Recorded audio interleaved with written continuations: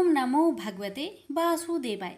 प्यारे भक्तगणों, आज की वीडियो में जानिए कि कब है ज्येष्ठ मास की पूर्णिमा तिथि, जाने शुभ मुहूर्त, पूजा विधि और इस दिन का महत्व। और इसके साथ ही हम श्रवण करेंगे जेठ पूर्णिमा व्रत की पावन कथा। साल का तीसरा महीना ज्येष्ठ मास है। वही इस दिन दान देने से पितरों को शांति और मुक्ति मिलती है। आइए जानते हैं ज्येष्ठ पूर्णिमा की तिथि, शुभ मुहूर्त और महत्व के बारे में। पंचांग के अनुसार हर महीने की शुक्ला पक्ष की 15वीं तिथि को पूर्णिमा तिथि पड़ती है। पूर्णिमा तिथि साल भर में कुल 12 पड़ती है और हर एक पूर्णिमा तिथि का अपना एक महत्व है। ऐसे ही ज्येष्ठ पूर्णिमा को काफी खास मानी जाती है। इस दिन चंद्रदेव की पूजा करने से शुभ फल की प्राप्ति होती है। इसके साथ ही पूर्णिमा तिथि के दिन पितरों के तर्पण करने से पितृदोष से मुक्ति मिलती है। इस दिन चंद्रमा 16 कलाओं से परिपूर्ण होते हैं। इस दिन चंद्रदेव के साथ माँ लक्ष्मी की पूजा करना शुभ माना जाता है। पंचांग के अनुसार इस साल ज्येष्ठ पूर्णिमा पर काफी अच्छे योग बन रहे हैं। आइए जानते हैं ज्येष्ठ पूर्णिमा की तिथि, शुभ मुहूर्त और महत्व के बारे में और फिर श्रवण करेंगे कथा। आइए जानते हैं ज्येष्ठ पूर्णिमा व्रत की तिथि और शुभ योग के बारे में। हिंदू पंचांग के अनुसार ज्येष्ठ मास की पूर्णिमा तिथि 21 जून को सुबह 7:31 से शुरू हो रही है, जो 22 जून को सुबह 6:37 पर समाप्त हो रही है। उदया तिथि के हिसाब से ज्येष्ठ पूर्णिमा 21 जून 2024 को मनाई जा रही है। ज्येष्ठ पूर्णिमा के दिन सूर्योदय से लेकर शाम 6:42 तक शुभ योग रहेगा। इसके बाद शुक्ल योग लग जाएगा। भगवान शिव की पूजा के लिए शिव वास योग सुबह 6:38 से 23 जून को सुबह 5:12 तक है। जेठ पूर्णिमा की शुभ मुहूर्त ब्रह्म मुहूर्त 21 जून को सुबह 4:07 से 4:44 तक। विजय मुहूर्त 21 जून को दोपहर 2:43 से 3:39 तक रहेगा। गोधूली मुहूर्त 21 जून को शाम 7:21 से 7:41 तक रहेगा। नीतिशा मुहूर्त 21 जून को रात 12:03 से 12:43 तक रहेगा। ज्येष्ठ पूर्णिमा पूजा विधि। इस दिन पवित्र नदियों में स्नान करने का बहुत अधिक महत्व होता है। अगर संभव ना हो तो आप नहाने के पानी में गंगा जल डालकर स्नान भी कर सकते हैं। नहाने के बाद घर के मंदिर में दीप प्रज्वलित करें। अगर संभव हो तो इस दिन व्रत भी रखें। इस दिन विष्णु भगवान के साथ माता लक्ष्मी की पूजा अर्चना भी करें। फिर भगवान विष्णु को भोग लगाए। भोग में तुलसी पत्ता भी शामिल करें। इसके बाद भगवान विष्णु और माता लक्ष्मी की आरती करें। फिर भगवान विष्णु और माता लक्ष्मी का अधिक से अधिक ध्यान करें।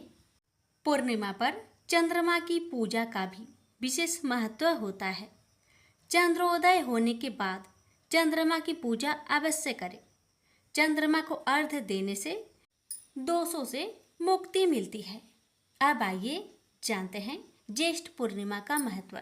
धार्मिक मान्यता है कि इस दिन पवित्र नदी में स्नान करने के साथ साथ दान करने से शुभ फलों की प्राप्ति होती है। वहीं इस दिन दान देने से पितरों को शांति और मुक्ति मिलती है। इस दिन कुछ जगहों पर महिलाएं वट सावित्री का व्रत रखकर पति की लंबी आयु और अच्छे स्वास्थ्य की कामना करते हुए वट वृक्ष की पूजा करती है।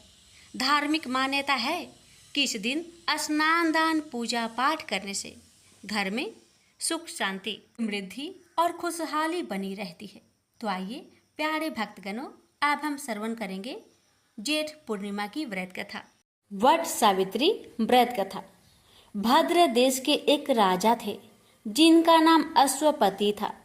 भद्र देश के राजा अश्वपति के कोई संतान न थी। उन्होंने संतान की प्राप्ति के लिए मंत्र उच्चारण के साथ प्रतिदिन 1,00,000 आहुतियां दी।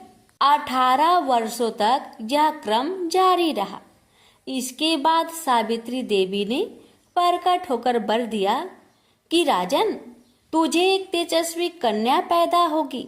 सावित्री देवी की कृपा से जन्म लेने के कारण से कन्या का नाम सावित्री रखा गया। कन्या बड़ी होकर बेहद रूपवान हुई। योग वर न मिलने की वजह से सावित्री के पिता दुखी थे। उन्होंने कन्या को स्वयं वर तलाशने भेजा। सावित्री तपोवन में भटकने लगी। वहां साल्व देश के राजा धूम्रसेन रहते थे, क्योंकि उनका राज्य किसी ने छीन लिया था। उनके पुत्र सत्यवान को देखकर सावित्री ने पति रूप में उनका वरण किया। श्री राज नारद को जब यह बात पता चली तो वह राजा अश्वपति के पास पहुंचे और कहा कि हे राजन, यह क्या कर रहे हैं आप? सत्यवान गुणवान है, धर्मात्मा है और बलवान भी है, पर उसकी आयु बहुत छोटी है। वह अल्पायु है। 1 वर्ष के बाद ही उसकी मृत्यु हो जाएगी। ऋषिराज नारद की बात सुनकर राजा अश्वपति घोर चिंता में डूब गए।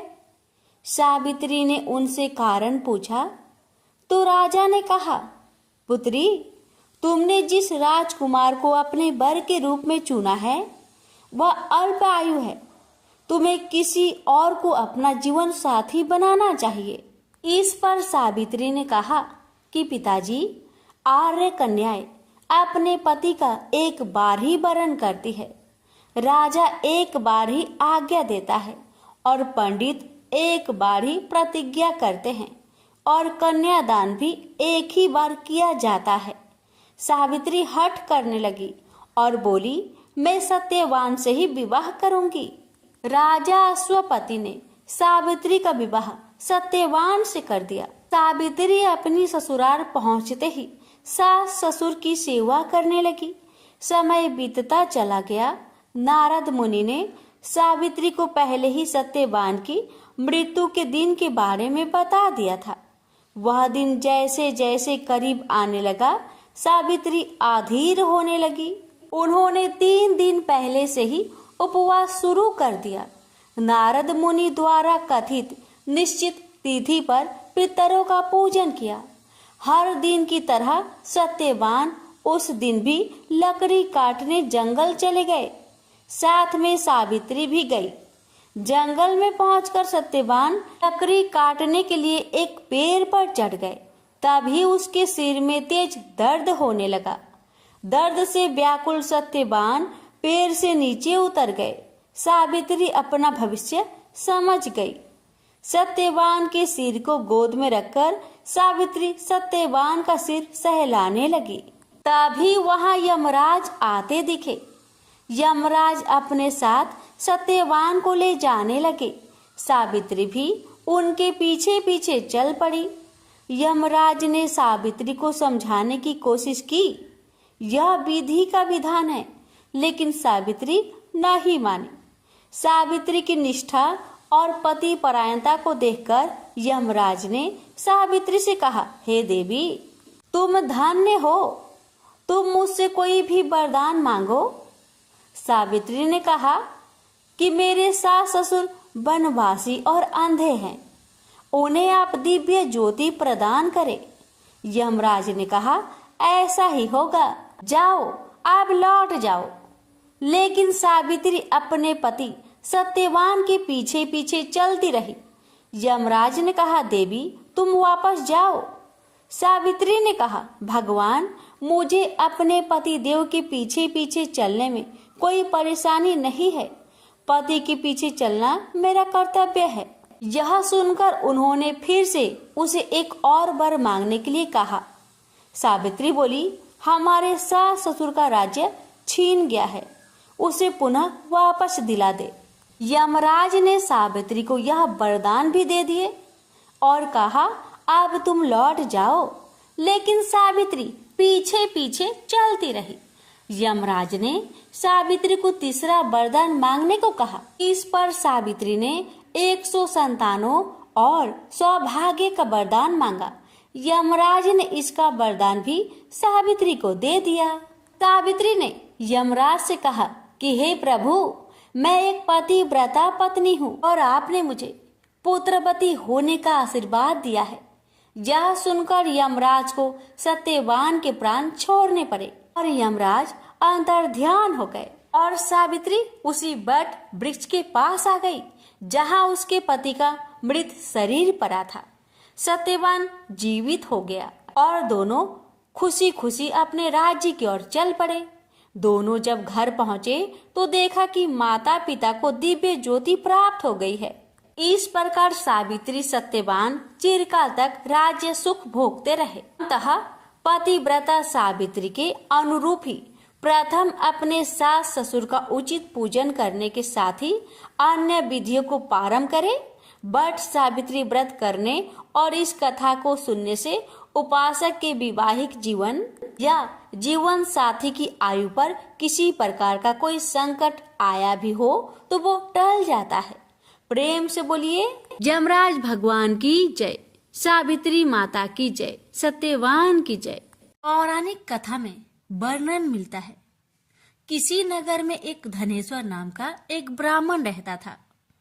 उसकी पत्नी रूपवती, पतिव्रता और सर्वगुण संपन्न थी। बस दुख था तो सिर्फ इस बात का कि उसकी कोई संतान नहीं थी। यही कारण था कि वो दोनों बहुत चिंतित रहते थे। एक बार उस नगर में एक महात्मा आए। वो नगर के सभी लोगों से दान लेते थे, लेकिन धनेश्वर की पत्नी अब भी उन्हें दान देने जाती तो वो उसे लेने से मना कर देते थे। एक दिन धनेश्वर ने उन महात्मा के पास जाकर पूछा, हे महात्मन, आप नगर के सभी लोगों से दान लेते हैं, लेकिन मेरी पत्नी के हाथ का दान क्यों नहीं स्वीकार करते हैं? हमसे अगर कोई भूल हुई हो तो हम ब्राह्मण दंपति आपसे क्षमा याचना करते हैं। महात्मा बोले, नहीं ब्रीप, तुम तो बहुत ही विनम्र और हमेशा आदर सत्कार करने वाले ब्राह्मण हो। तुमसे भूल तो कदापि नहीं हो सकती। महात्मा की बात सुनकर धनेश्वर हाथ जोड़कर बोला, हे मुनिवर, फिर आखिर क्या कारण है? कृपया हमें उससे अवगत कराइए। इस पर महात्मन बोले, हे ब्रीप, तुम्हारे कोई संतान नहीं है और जो दंपति निसंतान हो उसके हाथ से भिक्षा लेना अधम या पापी के हाथ से भिक्षा ग्रहण करने के समान है। तुम्हारे दिया गया दान लेने के कारण मेरा पतन हो जाएगा। बस यही कारण है कि मैं तुम दंपति से दान स्वीकार नहीं करता। महात्मा की ये वचन सुनकर धनेश्वर उनके चरणों में गिर पड़ा और विनती करते हुए बोला, हे महात्मन, संतान ना होना ही तो हम पति पत्नी के जीवन की सबसे बड़ी निराशा है। यदि संतान प्राप्ति का कोई उपाय हो तो बताने की कृपा करे मुनिवर। ब्राह्मण का दुख देखकर महात्मा बोले, हे ब्रीप, तुम्हारे इस कष्ट का एक निवारण अवश्य है। तुम 16 दिनों तक श्रद्धा पूर्वक काली माता की पूजा करो। माँ प्रसन्न होगी तो उनकी कृपा से अवश्य तुम्हें पुत्र रत्न की प्राप्ति होगी। इतना सुनकर धनेश्वर बहुत खुश हुआ। उसने कृतज्ञता पूर्वक महात्मा का आभार प्रकट किया और घर आकर पत्नी को सारी बात बताई। पति पत्नी को महात्मा के द्वारा बताए गए उपाय से एक आशा की किरण दिखाई दी और धनेश्वर माँ काली की उपासना के लिए वन में चला गया। ब्राह्मण ने पूरे 16 दिन तक काली माता की पूजा की और उपवास रखा। उसकी भक्ति देखकर और विनती सुनकर माँ ब्राह्मण के सामने आई और बोली, हे धनेश्वर, तू निराश मत हो। मैं तुम्हें संतान के रूप में पुत्र रत्न की प्राप्ति का वरदान देती हूँ, लेकिन 16 साल की अल्प आयु में तेरे पुत्र की मृत्यु हो जाएगी। काली माता ने कहा, यदि तुम पति पत्नी विधि पूर्वक 32 पूर्णमासी का व्रत करोगे तो तुम्हारी संतान दीर्घायु हो जाएगी। प्रातःकाल जब तुम उठोगे तो तुम्हें यहाँ आम का एक वृक्ष दिखाई देगा, उस पेड़ से एक फल तोड़ना और ले जाकर अपनी पत्नी को खिला देना। शिव जी की कृपा से तुम्हारी पत्नी गर्भवती हो जाएगी। इतना कहकर माता अंतर्ध्यान हो गई।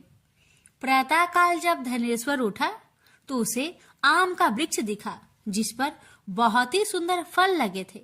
वो काली माता के कहे अनुसार फल तोड़ने के लिए वृक्ष पर चढ़ने लगा। उसने कई प्रयास किया लेकिन फिर भी फल तोड़ने में असफल रहा तथा उसने विघ्नहर्ता गणेश भगवान की सुमरन किया और गणपति की कृपा से इस बार वो वृक्ष पर चढ़कर फल तोड़ लाया। धनेश्वर ने अपनी पत्नी को फल दिया जिसे खाकर वो कुछ समय बाद गर्भवती हो गई। दंपति काली माँ के निर्देश के अनुसार हर पूर्णिमा पर दीप जलाते रहे। कुछ दिन बाद भगवान शिव की कृपा हुई और ब्राह्मण की पत्नी ने एक सुंदर बेटे को जन्म दिया जिसका नाम उन्होंने देवीदास रखा। जब पुत्र 16 वर्ष का होने का हुआ तो माता पिता को चिंता होने लगी कि इस वर्ष उसकी मृत्यु निश्चित है। दंपति ने देवीदास के मामा को बुलवाया और कहा, तुम देवीदास को विद्या अध्ययन के लिए काशी ले जाओ और 1 वर्ष बाद वापस आना। दंपति पूरी आस्था के साथ पूर्णमासी का व्रत कर पुत्र की दीर्घायु होने की कामना करते रहे। इधर काशी प्रस्थान के बाद मामा भांजे एक गांव से गुजर रहे थे। वहां एक कन्या का विवाह हो रहा था, परंतु विवाह होने से पूर्व ही उसका वर अंधा हो गया। तभी वर के पिता ने देवीदास को देखा और मामा से कहा, तुम अपना भांजा कुछ समय के लिए हमें दे दो, विवाह संपन्न हो जाए उसके बाद ले जाना। यह सुनकर मामा ने कहा, यदि मेरा भांजा यह विवाह करेगा तो कन्यादान में मिले धन आदि पर हमारा अधिकार होगा। वर के पिता ने मामा की बात स्वीकार कर ली और देवीदास के साथ कन्या का विवाह संपन्न हो गया। इसके पश्चात देवीदास पत्नी के साथ भोजन करने बैठा, लेकिन उसने उस थाल को हाथ नहीं लगाया। यह देखकर पत्नी बोली, स्वामी आप भोजन क्यों नहीं कर रहे हैं? आपके चेहरे पर यह उदासी कैसी? तब देवीदास ने सारी बात बताई। यह सुनकर कन्या बोली, स्वामी मैंने अग्नि को साक्षी मानकर आपके साथ फेरे लिए हैं। अब मैं आपके अलावा किसी और को अपना पति स्वीकार नहीं करूंगी। पत्नी की बात सुनकर देवीदास ने कहा, ऐसा मत कहो, मैं अल्पायु हूँ। कुछ ही दिन में 16 वर्ष की आयु होते ही मेरी मृत्यु निश्चित है। लेकिन पत्नी ने कहा, जो भी उसके भाग्य में लिखा होगा वो उसे स्वीकार है। देवीदास के बहुत कहने पर भी जब वो नहीं मानी तो देवीदास ने उसे एक अंगूठी दी और कहा, मैं विद्या अध्ययन के लिए काशी जा रहा हूँ, लेकिन तुम मेरे जीवन मरण के बारे में जानने के लिए एक पुष्प वाटिका तैयार करो। उसमें भांति भांति के पुष्प लगाओ और उन्हें जल से सींचते रहो। यदि वाटिका हरी भरी रहे, पुष्प खिली रहे तो समझना मैं जीवित हूँ, और जब ये वाटिका सूख जाए तो मान लेना कि मेरी मृत्यु हो चुकी है। इतना कहकर देवीदास काशी चला गया। प्रातःकाल जब कन्या ने दूसरे वर को देखा तो बोली, ये मेरा पति नहीं है, मेरा पति काशी पढ़ने गया है। यदि इसके साथ मेरा विवाह हुआ है तो बताए कि रात्रि में मेरी और इसके बीच क्या बातें हुई थी और इसने मुझे क्या दिया था। ये सुनकर वर बोला, मुझे कुछ नहीं पता, और पिता पुत्र लज्जित होकर चले गए। उधर एक दिन प्रातःकाल एक सर्प देवीदास को डसने के लिए आया, लेकिन उसके माता पिता द्वारा किए जाने वाले पूर्णिमा व्रत के प्रभाव के कारण वो उसे डस नहीं पाया। तत्पश्चात काल स्वयं वहां आए और उसके शरीर से प्राण निकालने लगे। देवीदास मूर्छित होकर गिर पड़ा। भी वहां माता पार्वती और शिव जी आए। देवीदास को मूर्छित देखकर देवी पार्वती बोली, हे स्वामी, देवीदास की माता ने 32 पूर्णिमा का व्रत रखा था, उसके फलस्वरूप कृपया आप इसे जीवन दान दे। माता पार्वती की बात सुनकर भगवान शिव ने देवी दास को पुनः जीवित कर दिया। इधर देवी दास की पत्नी ने देखा कि पुष्प वाटिका में एक भी पुष्प नहीं रहा। वो जान गई कि उसके पति की मृत्यु हो चुकी है और रोने लगी। तभी उसने देखा कि वाटिका पुनः हरी भरी हो गई है। यह देखकर वो बहुत प्रसन्न हुई। उसे पता चल गया कि देवीदास को प्राणदान मिल चुका है। जैसे ही देवीदास 16 वर्ष का हुआ, मामा भांजा काशी से वापस चल पड़े। रास्ते में जब वो कन्या के घर गए तो उसने देवीदास को पहचान लिया और अत्यंत प्रसन्न हुई। धनेश्वर और उसकी पत्नी भी पुत्र को जीवित पाकर हर्ष से भर गए। पौराणिक मान्यता है कि जो स्त्रियां श्रद्धा पूर्वक पूर्णिमा का व्रत रखती हैं और कथा सुनती हैं, उन्हें संतान का सुख मिलता है, संकट से मुक्ति मिलती है और समस्त मनोकामनाएं पूर्ण होती है। श्री सत्यनारायण भगवान की व्रत कथा। एक समय की बात है, नैमिषारण्य तीर्थ में सौनकादि 88,000 ऋषियों ने श्री सूत जी से पूछा, हे प्रभु, इस कलयुग में वेद विद्या रहित मनुष्य को प्रभु भक्ति किस प्रकार मिल सकती है तथा उनका उद्धार कैसे होगा? हे मुनि श्रेष्ठ, कोई ऐसा तप बताइए जिससे थोड़े समय में ही पुण्य मिले और मनोवांछित फल भी मिल जाए। इस प्रकार की कथा सुनने की हम इच्छा रखते हैं। सर्व शास्त्रों के ज्ञाता सूत जी बोले, हे वैष्णवों, मैं पूज्य आप सभी ने प्राणियों के हित की बात पूछी है, इसलिए मैं एक श्रेष्ठ व्रत को आप लोगों को बतलाऊंगा, जिसे नारद जी ने लक्ष्मी नारायण जी से पूछा था और लक्ष्मीपति ने मुनि श्रेष्ठ नारद जी से कहा था। आप सब इसे ध्यान से सुनिए। एक समय की बात है, योगीराज नारद जी दूसरों के हित की इच्छा लिए अनेकों लोकों में घूमते हुए मृत्यु लोक में आ पहुंचे। यहाँ उन्होंने अनेक योनियों में जन्मे प्राय सभी मनुष्यों को अपने कर्मों द्वारा अनेकों दुख से पीड़ित देखा। उनका दुख देख नारद जी सोचने लगे कि कैसा यत्न किया जाए, इसके करने से निश्चित रूप से मानव के दुखों का अंत हो जाए। इसी विचार पर मनन करते हुए वह विष्णु लोक में गए।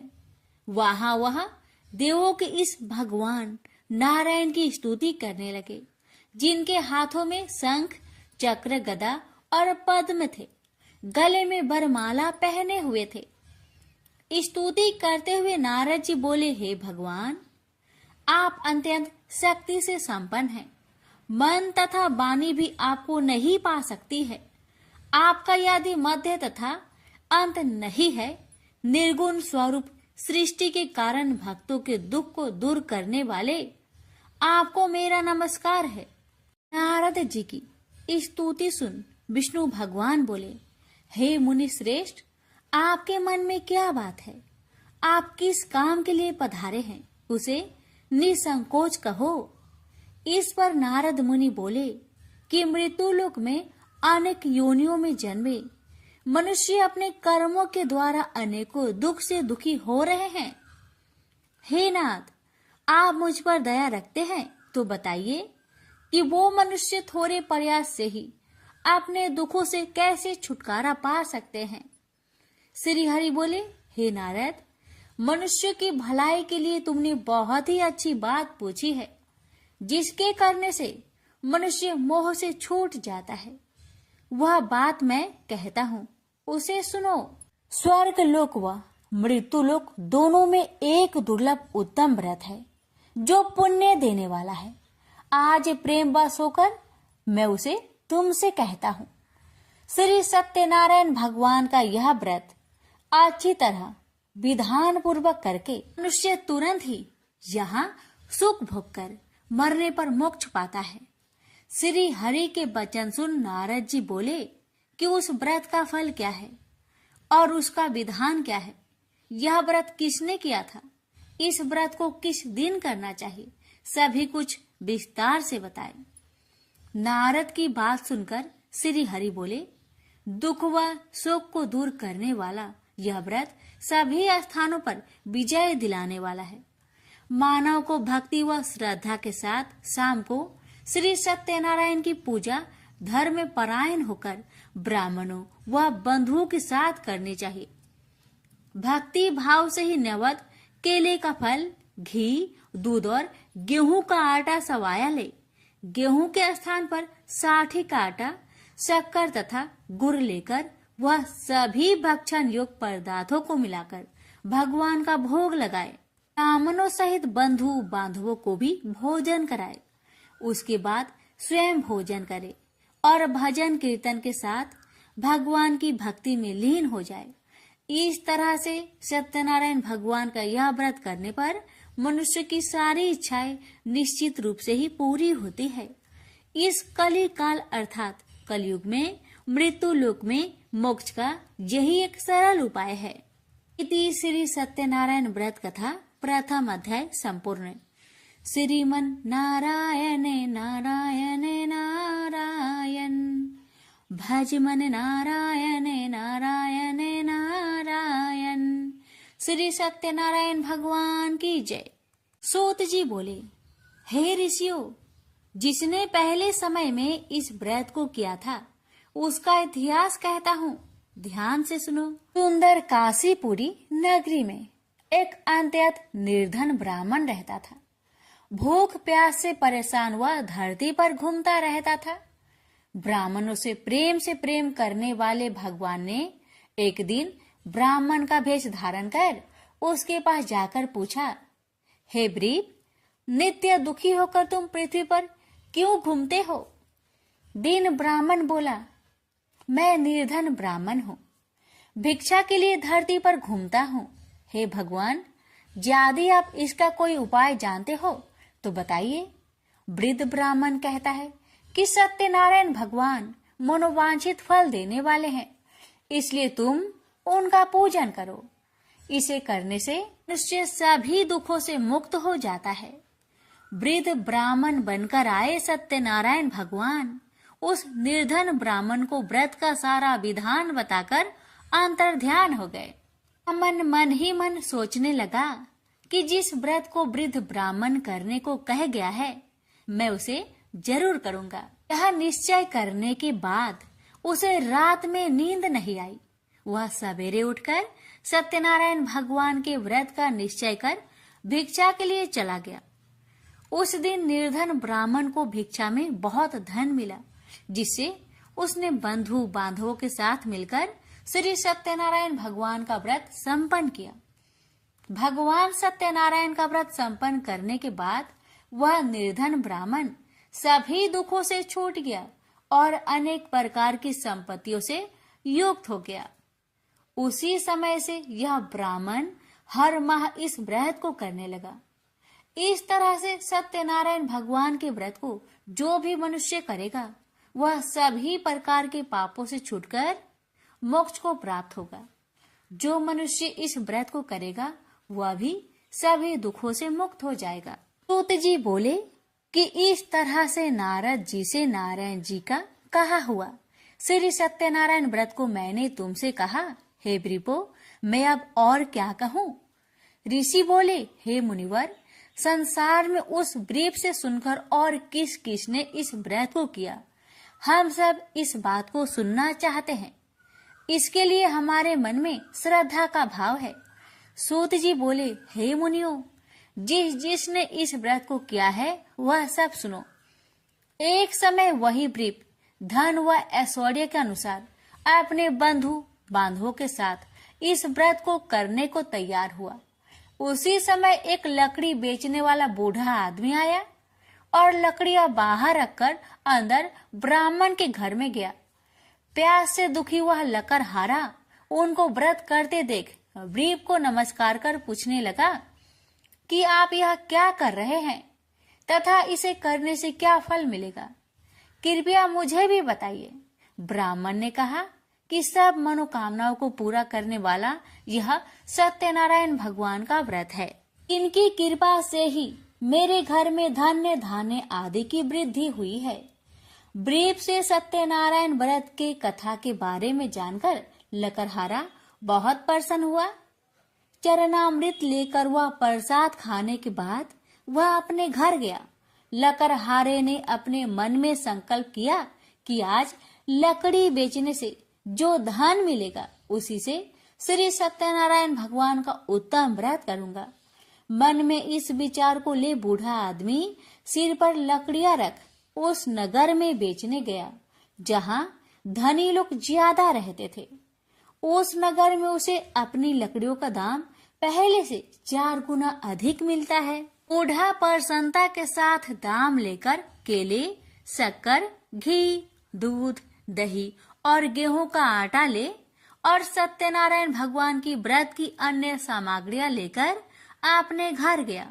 वहां उसने अपने बंधु बांधवों को बुलाकर विधि विधान से सत्यनारायण भगवान का पूजन और व्रत किया। इस व्रत के प्रभाव से वह बूढ़ा लकड़हारा धन, पुत्र आदि से युक्त होकर संसार के समस्त सुख भोग अंत काल में बैकुंठ धाम को चला गया। इति श्री सत्यनारायण व्रत कथा 2 अध्याय संपूर्ण। श्रीमन नारायण नारायण नारायण भज मन नारायण नारायण नारायण। श्री सत्यनारायण भगवान की जय। सूत जी बोले, हे श्रेष्ठ मुनियों, अब आगे की कथा कहता हूँ। पहले समय में उल्कामुख नाम का एक बुद्धिमान राजा था। वह सत्य वक्ता और जितेंद्रिय था। प्रतिदिन देव स्थानों पर जाता और निर्धनों को धन देकर उनके कष्ट दूर करता था। उसकी पत्नी कमल के समान मुख वाली तथा सती साध्वी थी। भद्रशिला नदी के तट पर उन दोनों ने श्री सत्यनारायण भगवान का व्रत किया। उसी समय साधु नाम का एक वैश्य आया। उसके पास व्यापार करने के लिए बहुत सा धन भी था। राजा को व्रत करते देखकर वह विनय के साथ पूछने लगा, हे राजन, भक्ति भाव से पूर्ण होकर आप यह क्या कर रहे हैं? मैं सुनने की इच्छा रखता हूँ, तो आप मुझे बताए। राजा बोले, हे साधु, अपने बंधु बांधवों के साथ पुत्र आदि की प्राप्ति के लिए एक महाशक्तिमान श्री सत्यनारायण भगवान का व्रत व पूजन कर रहा हूँ। राजा के वचन सुन साधु आदर से बोला, हे राजन, मुझे इस व्रत का सारा विधान कहिए। आपके कथा अनुसार मैं भी इस व्रत को करूँगा। मेरी भी संतान नहीं है और इस व्रत को करने से निश्चित रूप से मुझे संतान की प्राप्ति होगी। राजा से व्रत का सारा विधान सुनकर व्यापार से निवृत्त हो वह अपने घर गया। साधु वैश्य ने अपनी पत्नी को संतान देने वाले इस व्रत का वर्णन कह सुनाया और कहा कि जब मेरी संतान होगी तब मैं इस व्रत को करूंगा। साधु ने इस तरह के वचन अपनी पत्नी लीलावती से कहे। एक दिन लीलावती पति के साथ आनंदित हो सांसारिक धर्म में प्रवृत्त होकर सत्यनारायण भगवान की कृपा से गर्भवती हो गई। 10वें महीने में उसके गर्भ से एक सुंदर कन्या ने जन्म लिया। दिनों दिन वह ऐसे बढ़ने लगी जैसे कि शुक्ला पक्ष का चंद्रमा बढ़ता है। माता पिता ने अपनी कन्या का नाम कलावती रखा। एक दिन लीलावती ने मीठे शब्दों में अपने पति को याद दिलाया कि आपने सत्यनारायण भगवान के जिस व्रत को करने का संकल्प किया था उसे करने का समय आ गया है। आप इस व्रत को करिए। साधु बोला कि हे प्रिय, इस व्रत को मैं उसके विवाह पर करूंगा। इस प्रकार अपनी पत्नी को अवशासन देकर वह नगर को चला गया। कलावती पिता के घर में रह वृद्धि को प्राप्त हो गई। साधु ने एक बार नगर में अपनी कन्या को सखियों के साथ देखा तो तुरंत ही दूत को बुलवाया और कहा कि मेरी कन्या की योग वर देखकर आओ। साधु की बात सुनकर दूत कंचन नगर में पहुंचा और वहां देखभाल कर लड़की के सुयोग बनिक पुत्र को ले आया। सुयोग लड़के को देख साधु ने बंधु बांधवों को बुलाकर अपनी पुत्री का विवाह कर दिया। लेकिन दुर्भाग्य की बात ये कि साधु ने अभी भी श्री सत्यनारायण भगवान का व्रत नहीं किया। इस पर श्री भगवान क्रोधित हो गए और श्राप दिया कि साधु को अत्यधिक दुख मिले। अपने कार्य में कुशल साधु बनिया जमाई को लेकर समुद्र के पास स्थित होकर रत्नासारपुर नगर में गया। वहां जाकर दामाद ससुर दोनों मिलकर चंद्रकेतु राजा के नगर में व्यापार करने लगे। एक दिन भगवान सत्यनारायण की माया से एक चोर राजा का धन चुराकर भाग रहा था।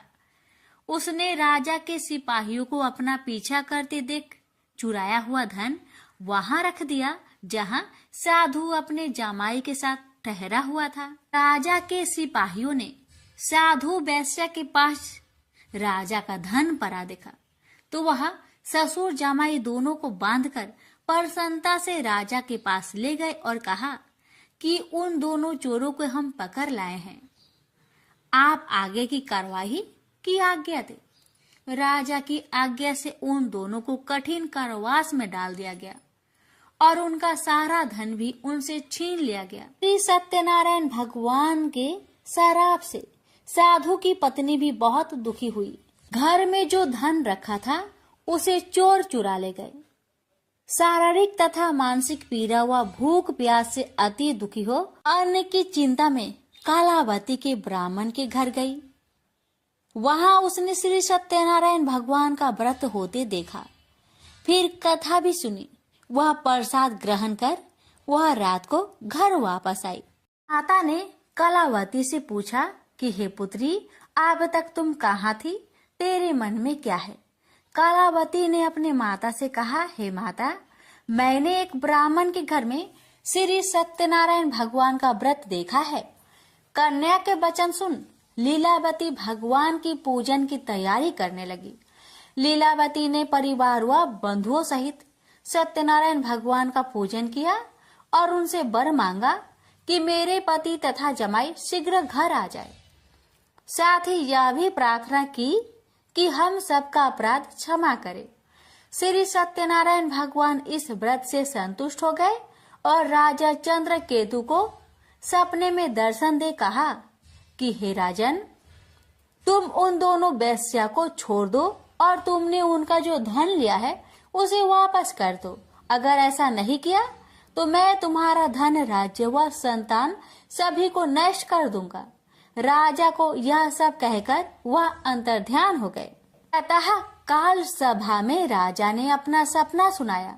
फिर बोले कि बानिक पुत्र को कैद से मुक्त कर सभा में लाओ। दोनों ने आते ही राजा को प्रणाम किया।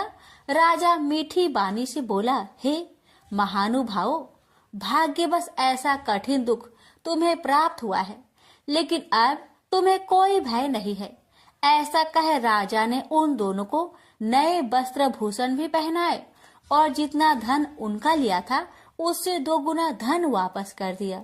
दोनों वेश्या अपने घर को चल दिए। श्री सत्यनारायण व्रत कथा का 3रा अध्याय संपूर्ण।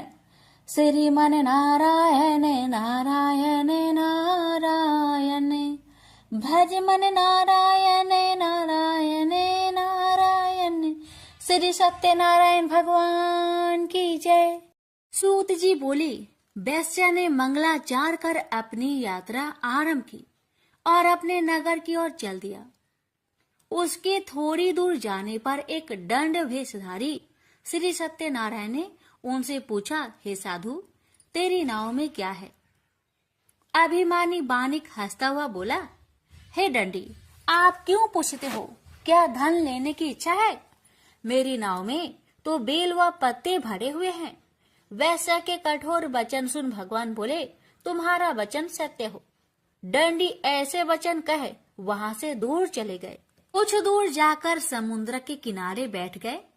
दंडी के जाने के बाद साधु वैश्या ने नित्य क्रिया के पश्चात नाव को ऊंची उठते देखकर अचंभा माना और नाव में बेल पत्ते आदि देख वह मूर्छित हो जमीन पर गिर पड़ा। मूर्छा खोलने पर वह अत्यंत शोक में डूब गया। तब उसका दामाद बोला कि आप शोक ना मनाए, यह दंडी का श्राप है, इसलिए हमें उनकी शरण में जाना चाहिए तभी हमारी मनोकामना पूरी होगी।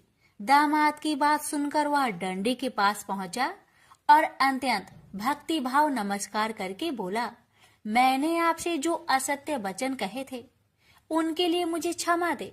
ऐसा कहकर महान शोकातुर हो रोने लगा। डंडी भगवान बोले, हे बानिक पुत्र, मेरी आज्ञा से बार बार तुम्हें दुख प्राप्त हुआ है, तू मेरी पूजा से विमुख हुआ।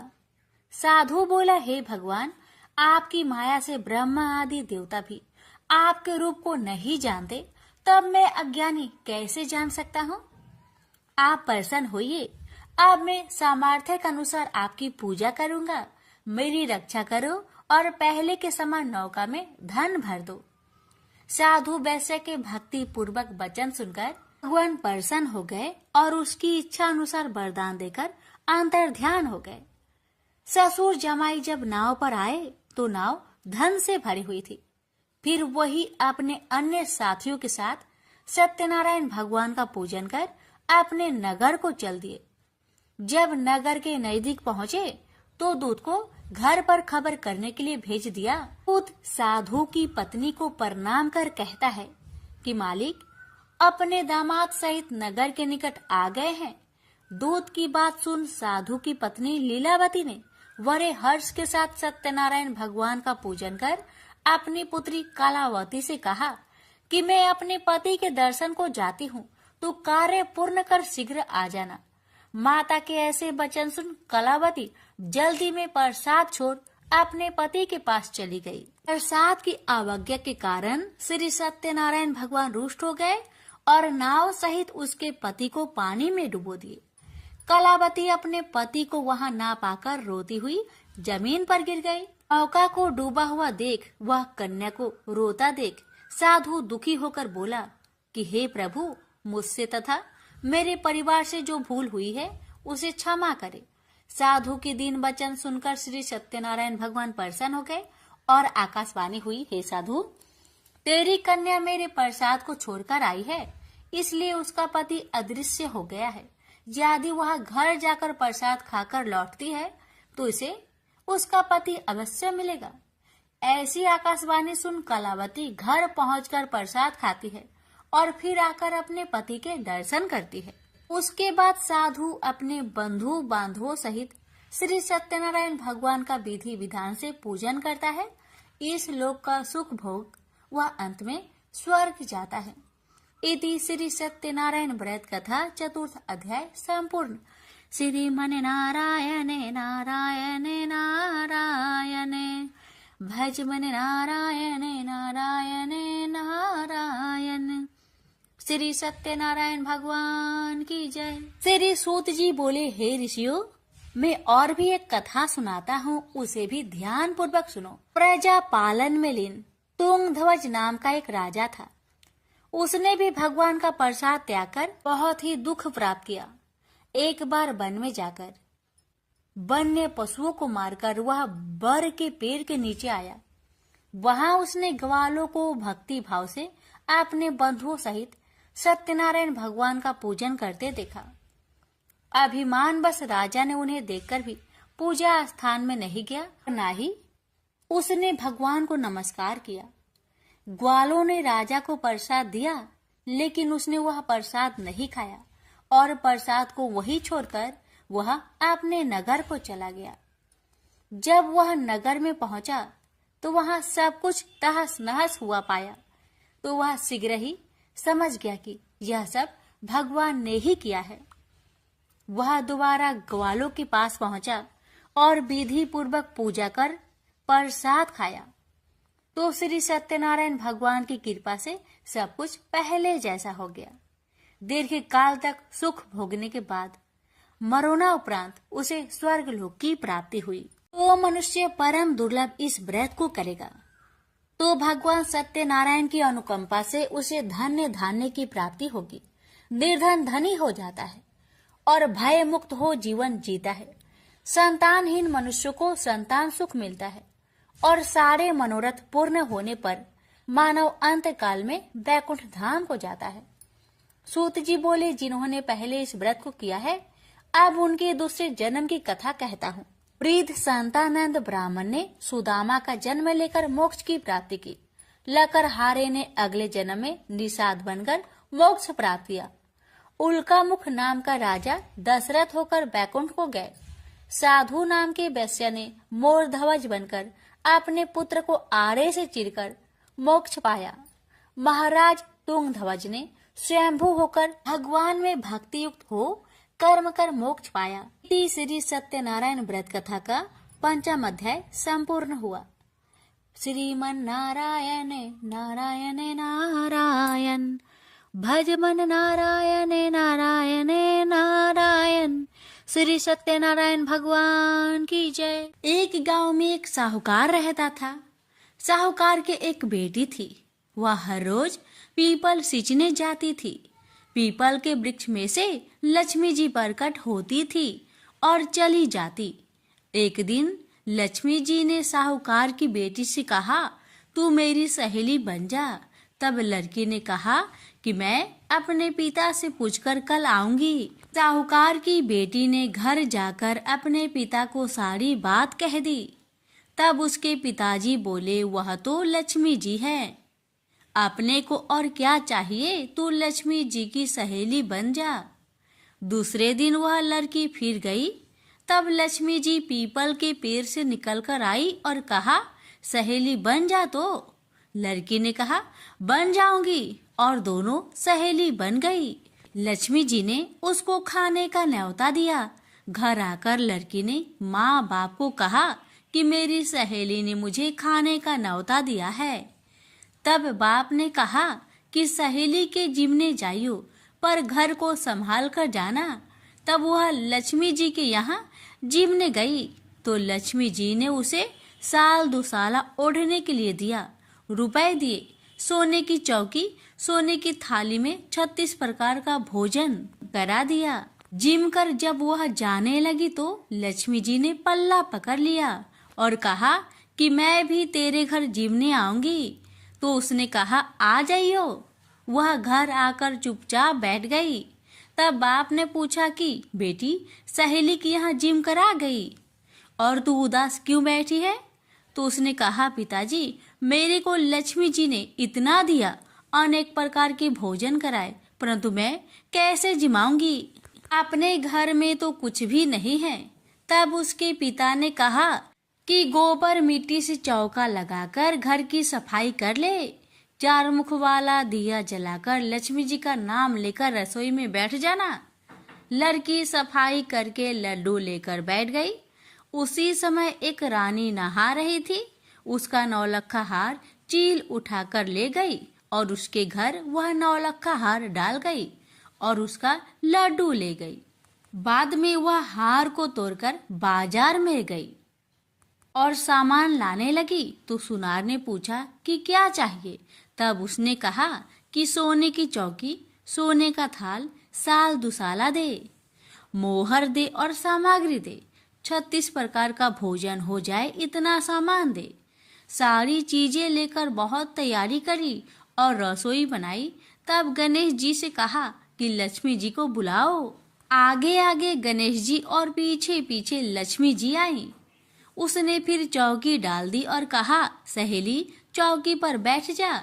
जब लक्ष्मी जी ने कहा, सहेली चौकी पर तो राजा रानी की भी नहीं बैठी, किसी के भी नहीं बैठी, तो उसने कहा कि मेरे यहाँ तो बैठना पड़ेगा। फिर लक्ष्मी जी चौकी पर बैठ गई। तब उसने बहुत खातिर की, जैसे लक्ष्मी ने करी थी वैसे ही उसने करी। लक्ष्मी जी उस पर खुश हो गई। घर में खूब रुपया एवं लक्ष्मी हो गए। साहूकार की बेटी ने कहा, मैं अभी आ रही हूँ, तुम यहीं बैठी रहना। और वह चली गई। लक्ष्मी जी गई नहीं और चौकी पर बैठी रही। उसको बहुत दौलत दी। हे लक्ष्मी जी, जैसा तुमने साहूकार की बेटी को दिया वैसा सबको देना। कहानी सुनते हुकारा भरते अपने सारे परिवार को दियो।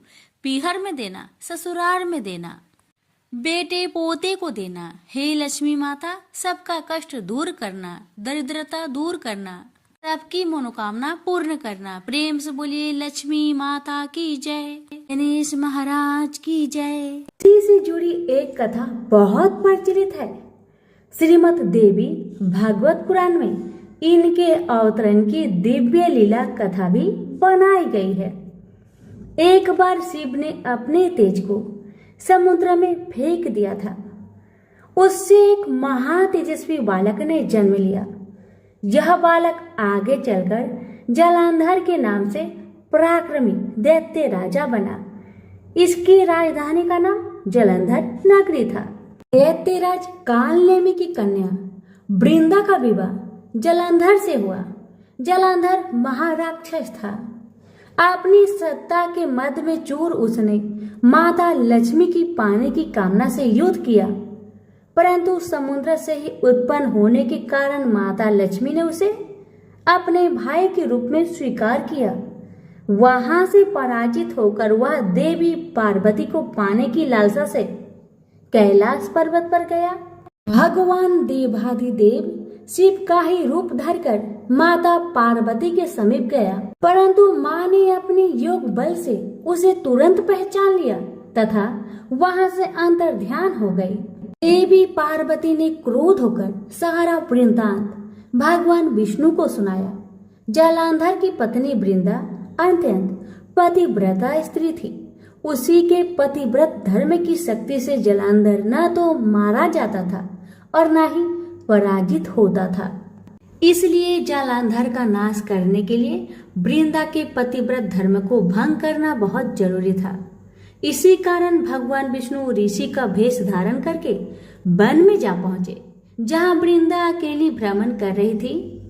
भगवान के साथ दो मायावी राक्षस भी थे, जिन्हें देखकर वृंदा भयभीत हो गई। ऋषि ने वृंदा के सामने पल में दोनों को भस्म कर दिया। उनकी शक्ति देखकर वृंदा ने कैलाश पर्वत पर महादेव के साथ युद्ध कर रहे अपने पति जलंधर के बारे में पूछा। ऋषि ने अपने माया जाल से दो बानर प्रकट किए। एक बानर के हाथ में जलांधर का सिर था तथा दूसरे के हाथ में धड़। अपने पति की यह दशा देखकर वृंदा मूर्छित होकर गिर पड़ी।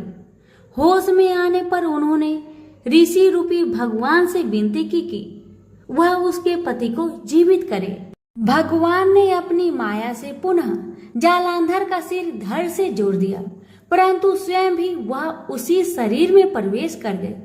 वृंदा को इस छल का जरा भी आभास न हुआ। जलांधर बने भगवान के साथ वृंदा पतिव्रता का व्यवहार करने लगी, जिससे उसका अस्तित्व भंग हो गया। ऐसा होते ही वृंदा का पति जलांधर युद्ध में हार गया। इसी सारी लीला का जब वृंदा को पता चला तो उसने क्रोध होकर भगवान विष्णु को शीला होने का श्राप दे दिया तथा स्वयं सती हो गई। जहाँ वृंदा भस्म हुई वहाँ तुलसी का पौधा उगा। भगवान विष्णु ने वृंदा से कहा, हे वृंदा, तुम अपने अस्तित्व के कारण मुझे लक्ष्मी से भी अधिक प्रिय हो गई हो। अब तुम तुलसी के रूप में सदा मेरे साथ रहोगी। जो मनुष्य भी मेरे शालिग्राम रूप के साथ तुलसी का विवाह करेगा उसे इस लोक और परलोक में विपुल यश प्राप्त होगा। जिस घर में तुलसी होती है वहाँ यम के दूत भी असमय नहीं जा सकते। गंगा व नर्मदा के जल में स्नान तथा तुलसी का पूजन बराबर माना जाता है।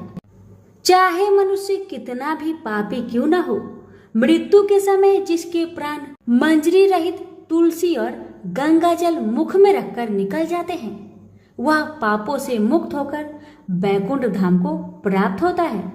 जो मनुष्य तुलसी व आंवलों की छाया में अपने पितरों का श्राद्ध करता है, उसके पितर मोक्ष को प्राप्त हो जाते हैं। उसी दैत्य जलांधर की यह भूमि जलांधर नाम से विख्यात है।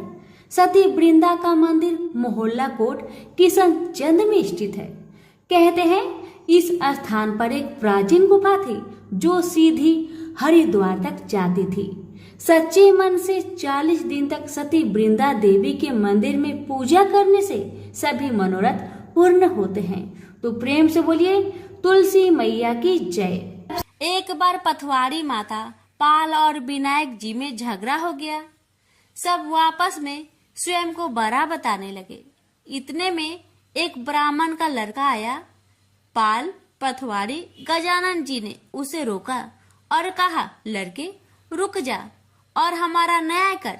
लड़का बोला, मैं कल वापस आऊंगा, तब न्याय करूंगा। घर आकर लड़के ने माँ से कहा, माँ, मुझे कल पाल, पथवाड़ी माता, विनायक जी का न्याय चुकाना है। तो माँ ने कहा, बेटा सबको बड़ा बता देना। दूसरे दिन लड़का वहां गया और बोला, पाल माता, आप बड़ी हो, क्योंकि हर व्यक्ति आता है और स्नान ध्यान करके शुद्ध होकर जाता है और आप सबकी रक्षा करती हैं। हे पथवाड़ी माता, आप सबसे बड़ी हो, क्योंकि कितने भी तीर्थ धर्म ध्यान कर ले, पर आपकी पूजा किए बिना उनका कार्य पूर्ण नहीं होता। आप जीवित को भी तारती हैं और मरने के बाद भी उद्धार करती है। पथवाड़ी माता पथ की धारिणी, इसलिए आप बड़ी हो। अब विनायक जी से लड़का बोला, सबसे पहले शुभ काम में आपको ही मनाया जाता है। आपको ध्याये बिना कोई काम सिद्ध नहीं होता, इसलिए आप बड़े हो। पाल माता, पथवाड़ी माता, विनायक जी भगवान लड़के की चतुराई से प्रसन्न हो गए और बोले, लड़के तुमने तो हम सबको बड़ा कर दिया, उसको सुखी रहने का आशीर्वाद दिया और जौ के दाने उसके अंगोछे में डाल दिया। लड़का सोचने लगा, ये तो घाटे का सौदा रहा। सारा दिन खराब कर न्याय किया और इतने से जौ मिले। उदास मन से घर आकर अंगोछा एक कोने में डाल दिया। माँ ने अंगोछा उठाया तो उसमें से हीरे मोती बिखर गए। तो माँ बोली, बेटा न्याय करके क्या लाया है? लड़का बोला, माँ कोने में जो पड़ा है देख लो। वहाँ गई, देखा हीरे मोती का ढेर लगा है, हीरे मोती जगमगा रहे हैं। माँ अत्यधिक प्रसन्न हो गई। माँ ने बेटे को बुलाया और कहा, बेटा आज तो पाल माता, पथवाड़ी माता, विनायक जी भगवान आज तो हम पर प्रसन्न हुए हैं। माँ बेटे बहुत प्रसन्न हुए। हे भगवान, जैसा पाल माता, पथवाड़ी माता, विनायक जी भगवान ने लड़के को दिया, वैसे सबको देना। कहानी कहने, सुनने, हुक्कर भरने वालों को सुख समृद्धि धन्य धान्य देना। प्रेम से बोलिए, पाल पथवाड़ी विनायक भगवान की जय। लापसी तपसी की कथा। एक लापसी था, एक तपसी था। तपसी हमेशा भगवान की तपस्या में लीन रहता था। लापसी रोजाना सवा सेर की लापसी बनाकर भगवान का भोग लगाकर जीम लेता था। एक दिन दोनों लड़ने लगे। लापसी बोला, मैं रोज भगवान की तपस्या करता हूँ, इसलिए मैं बड़ा हूँ। लापसी बोला कि मैं रोज भगवान को सवा सेर लापसी का भोग लगाता हूँ, इसलिए मैं बड़ा हूँ। नारद जी वहां से गुजर रहे थे। दोनों को लड़ता देखकर उनसे पूछा कि क्यों तुम लड़ रहे हो? लापसी ने खुद को बड़ा होने का कारण बताया और तपसी ने अपना कारण बताया। नारद जी बोले, तुम्हारा फैसला मैं कर दूंगा। दूसरे दिन लापसी और तपसी नहाकर अपनी रोज की भक्ति करने आए तो नारद जी ने छुपकर 1.25 करोड़ की एक एक अंगूठी उन दोनों के आगे रख दी। तपसी की नजर जब अंगूठी पर पड़ी तो उसने चुपचाप अंगूठी उठाकर अपने नीचे दबा ली। लापसी की नजर अंगूठी पर पड़ी, लेकिन उसने ध्यान नहीं दिया। भगवान को भोग लगाकर लापसी खाने लगा। नारद जी सामने आए तो दोनों ने पूछा कि कौन बड़ा? तो नारद जी ने तपसी को खड़ा होने को कहा। वो खड़ा हुआ तो उसके नीचे दबी अंगूठी दिखाई पड़ी। नारद जी ने तपसी से कहा, तपस्या करने के बाद भी तुम्हारी चोरी करने की आदत नहीं गई, इसलिए लापसी बड़ा है और तुम्हें तुम्हारी तपस्या का कोई भी फल नहीं मिलेगा। तपसी शर्मिंदा होकर माफी मांगने लगा। उसने नारद जी से पूछा, मुझे मेरी तपस्या का फल कैसे मिलेगा? नारद जी ने कहा, यदि कोई गाय और कुत्ते की रोटी नहीं बनाएगा तो फल तुझे मिलेगा। यदि कोई ब्राह्मण को भोजन करवाकर दक्षिणा नहीं देगा तो फल तुझे मिलेगा। यदि कोई साड़ी के साथ ब्लाउज नहीं देगा तो फल तुझे मिलेगा। यदि कोई दिए से दिया जलाएगा तो फल तुझे मिलेगा। यदि कोई सारी कहानी सुने लेकिन तुम्हारी कहानी नहीं सुने तो फल तुझे मिलेगा। उसी दिन से हर व्रत कथा कहानी के साथ लापसी तापसी की कहानी भी सुनी और कही जाती है। प्रेम से बोलिए लक्ष्मी नारायण की जय।